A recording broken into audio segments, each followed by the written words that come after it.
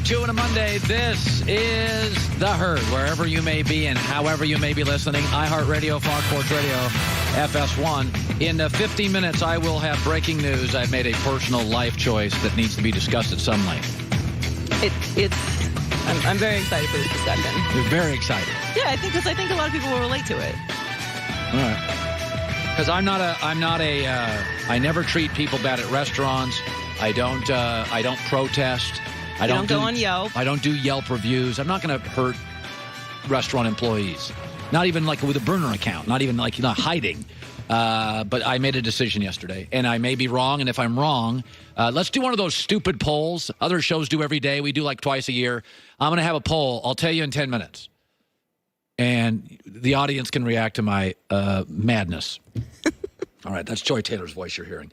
All right, every Monday, there are a lot of shows have opinions, and we do too. And I think we need to be held accountable when I whiff on stuff. And so we call it Colin Right, Colin Wrong. Here we go on a Monday. Where Colin was right. I've been saying for 20 years, if you listen to this show, that the NBA is not necessarily controlled by players. It's controlled by shoe companies and agents. And LeBron and Anthony Davis were going to swap numbers. And then LeBron was told you can't do that. By who? Nike. So the commissioner, Adam Silver, walks on eggshells around LeBron. Nike doesn't. They said, LeBron, you're not swapping that number. We lose tens of millions of dollars. You're not doing that, even after they'd announce it.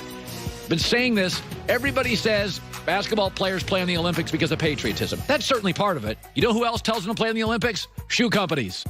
You know who tells them to go visit China in the offseason? Shoe companies. I'm paying you $30 million a year to wear my shoes. Minimum.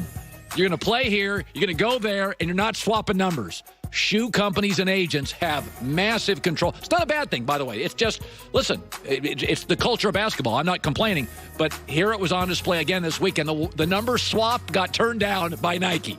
Where Colin was wrong. I don't know Rob Pelinka, but I've banged on him a lot. I got to be honest. It's very easy for me to sit up here and bring out the anvil on the Lakers in the last year because they've been dysfunctional. But I will say this. You can't blame Rob Pelinka because they didn't land Kawhi Leonard. They actually did a pretty good job. They got a bunch of guys who can shoot. My complaint for the last year is if you have LeBron James, surround him with shooters. He's really good with shooters. Danny Green they got. Quinn Cook they got. Avery Bradley they got. They threw in Boogie Cousins. Don't love the Rondo signing. Just going to say that right out front. But all told, the Lakers are interesting. They're talented. And they did the bench. It's pretty good. It's not a terrible bench. It's a little older. But Kuzma's young. Quinn Cook is young. Avery Bradley still got some legs left. All told, Vegas agrees. Lakers roster, I don't think it's as chemistry-wise the fit the Clippers is. But Rob Pelinka deserves some credit here. He found cap space. We didn't think he would do that. He found shooters. And tip of the cap. Where Colin was right? Well, Westbrook's reign's over in Oklahoma City. I didn't think he'd end his career there. I've always felt more than most people. A lot of empty numbers and stats and a very rigid playing style. But in the end, more than anything, I think what last week signified is, once again, Paul George, another star player, says publicly they love him, but he was conspiring to leave. Maybe that's Oklahoma City and Los Angeles. But it sounded like all the stories I read, it was Paul George tired of playing with him and wanting to play with Kawhi Leonard, who, by the way, Kawhi Leonard's great. Westbrook is kind of a little bit like Carmelo Anthony. Good numbers, Hall of Famer, first ballot. Don't think he's a bad guy at all, by the way. I know people that know Melo. They like him. I know people that know Westbrook. They like him. But there is a rigid style. I think he's difficult to play with. And the evidence proves that a lot of his numbers are kind of empty. Triple-double sounds great, but it can at times be a very empty stat. Where Colin was wrong. Listen, like the rest of you, I thought Kawhi Leonard was a little off, a little odd, too quiet. It ends up he's calculated and cunning and manipulated the NBA. I saw a story this weekend, I think Ramona Shelburne, give her credit, that basically he was waiting to announce the Clipper move, forcing the Lakers to sit around for 36, 48 hours so they couldn't fill out their roster because he didn't want to play in the same arena with a better roster. He's a very sharp guy. Is he quirky? Is he quiet? You know, I shouldn't even use the word quirky. Is Mike Trout quirky or just quiet? Is Brooks Koepka, Christian Pulisic? You know what? Most people aren't super verbal and outspoken. So it figures that many of our star athletes, Tim Duncan didn't talk a lot, aren't outspoken. All told, he was the puppet master, a very calculated, cunning puppet master for the NBA duo trend. I think it's, I'm not sure if I don't know if people want to watch Denver in the Western Conference Finals or Utah. I do. But all told, I think I underestimated the calculated nature of Kawhi's personality. Where Colin was right? Dynasties equal ratings. They just do. Ratings equal interest. Wimbledon's final yesterday for the men was up 190%. Why? Because it gave us a dynasty. The Federer dynasty? By the way, Serena gets massive numbers. She's a personal dynasty. Federer's a dynasty. Djokovic is a dynasty. Nadal's a dynasty. Last year, Wimbledon final, number wasn't nearly as big because you didn't have two dynasties. You keep telling me you like parity because parity feels everybody's got a chance. But remember, dynasties we connect to. We love them or we hate them. We fear them or we jump on the bandwagon. So we've got this natural, visceral connection to these superstars. By the way, if Federer's been around, I don't even know. I think he won his first major in 2003. It was a remarkable match. I thought Federer had it. I hate using choke. I thought he kind of gagged a little. But in the end, the Wimbledon final, this is what sports is at its best. Legends, icons, you root for one. Everybody in the stadium appeared to be rooting for Federer.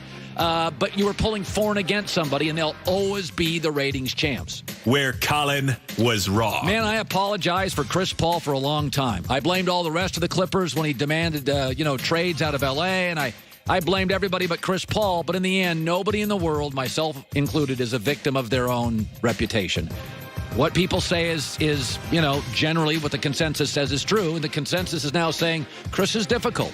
And listen, Chris had to understand when he went into Houston, it's James Harden's city. It's his offense. It's his team. It's his coach. You were a visitor. My first year when I worked at Fox, I was a visitor. I may have been an employee, but I was surrounded by people who'd been there 15, 18, 20 years. You act accordingly. Chris walked in and kind of wanted an even... He wanted the scales of basketball justice to be even, and this is Harden's franchise, and you've got to acquiesce. And frankly, right now, Harden's a much better basketball player. Chris could have made this work. This is not on Harden. Chris could have made this work. When you're the second best player of two, it's your job to make it work. He didn't, and I have been giving Chris Paul a pass for years. Where Colin was right? Steph Curry came out last week to once again compliment Kevin Durant. By the way, Kevin Durant hasn't said anything nice about Steph Curry. Curry has gone out several times to say nice things about Durant. This goes to my belief on Steph Curry, that he is the most, and it's hard to even embrace this because it sounds crazy, he's the most underappreciated superstar of my life. Everybody loved Michael. Everybody understood Bird. Everybody liked Magic. Everybody gets LeBron. Everybody gets all these stars.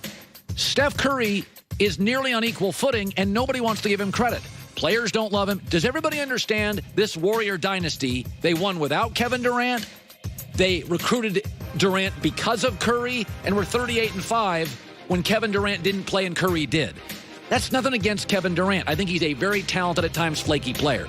But Steph Curry, watching him act as Kevin Durant leaves, embodies everything I've always believed about Steph Curry. He is the soul of the last great basketball dynasty. I don't know if we'll ever have a team that dominant. We may not, but he was the soul of it. Where Colin was wrong. I do say wide receivers are icing. Quarterbacks and offensive lines are the cake. But DeAndre Hopkins, receiver for the Texans, is the only offensive player the Madden game gave a 99 rating to. And they're generally pretty accurate. They gave Khalil Mack one, Aaron Donald one, Bobby Wagner one, and DeAndre Hopkins one. No Zeke. No Aaron Rodgers, no Russell Wilson, no Patrick Mahomes. I got to give Madden credit. He's the only guy that got a 99, and they don't hand those puppies out much. And generally, who they rate the good guys. He is a phenomenal talent. He is a phenomenal talent. He's not as flashy as OBJ. He hadn't been around doing it as long as Julio Jones. He's not as talked about as Antonio Brown. He is a filthy talent. 99 from the Madden game. Where Colin was right? Dak Prescott said last week, for somebody to say you can only take so much because of the salary cap, with gambling, everything going into the league, everybody's going to keep going up. I'm not taking a pay cut. I've said this about Dak. Should he take 27? You can make that argument. Will he? Absolutely not. Dak Prescott kept the Dallas Cowboys the last 3 years on television. Thursday Night Football, Monday Night Football, Thursday early, Fox Game of the Week. He kept every single network they were on. They were the highest rated. They weren't when Tony Romo got hurt. Don't kid yourself. The Lakers moved off TV before LeBron got to town. Just because you're a big brand, they're not going to put you on. Before Jim Harbaugh was at Michigan, the Brady Hoke years, Michigan was not on TV as much. By the way, Alabama wasn't on TV nearly as much 10 years ago pre-Saban. Dak Prescott made the Cowboys viable on TV for a 3-year stretch. He has not taken a dime less. And regardless of what I think, I don't love my quarterbacks making 33 large. I think part of the Patriots' strength, honestly, is Brady's the 15th highest paid quarterback that allows him to get 2 or 3 more players. But Brady didn't save the franchise. He took him to a cool place. Dak saved it. They didn't have a quarterback. You watched that year Romo got hurt pre-Dak. They were absolutely not television quality. So, and Dak's not taking a pay cut, made it very clear last week. All right. Okay, I think I'll break my news in about five. I'll take a break and I'll break my news. I'm not going to spend a lot of time on it because I just don't think that's appropriate because I'm a sports host and I think I need to stay in the fairway, not out in the weeds. But I will spend a couple of minutes. Well, every once in a while, you get stuck out there. It's okay. Do we have a big font for my breaking news? Because I think this qualifies as big font breaking news. It's a personal choice. All right. And you guys can react to it how you want to react to it. I don't care if you agree or not. You can rip me if you want. I don't have any problem. That's coming up. Summer's here, and you know what that means. It's barbecue season. Yes, it is barbecue season. It's grilling season. What do I grill? Pork chops, salmon. Actually, wife's better with salmon than I am. Hamburgers. I'm a hamburger guy. Well, guess what? Butcher Boss. They have grass-fed beef, organic chicken, wild-caught salmon. They work closely with the best farms and companies that want and are committed to raising animals humanely. So, ethical, no hormones ever, no antibiotics ever added.